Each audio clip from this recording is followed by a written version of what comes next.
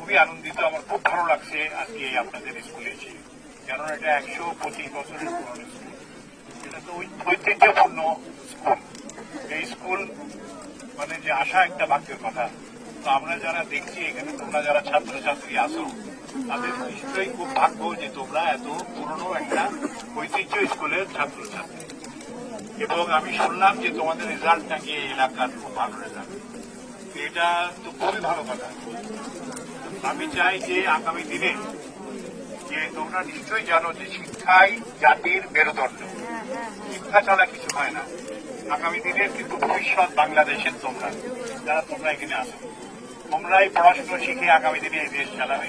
এই দেশের engineer, doctor, lawyer, যা বড় বড় প্রফেশন, সেই প্রফেশন তোমরা যাবে এবং দেশের সব কাজ তোমাদের হাতে থাকবে। আমি চাই যে আমাদের শিক্ষক যারা এখানে আছেন তাদের কাছে আমার রিকোয়েস্ট থাকবে যে আপনারা এদের ভালো করে পড়াশোনা শেখান যাতে আগামী দিনে এরা দেশের কাজে আসতে পারে, দেশের খেদমত করতে পারে, সেইভাবে করে তুলুন।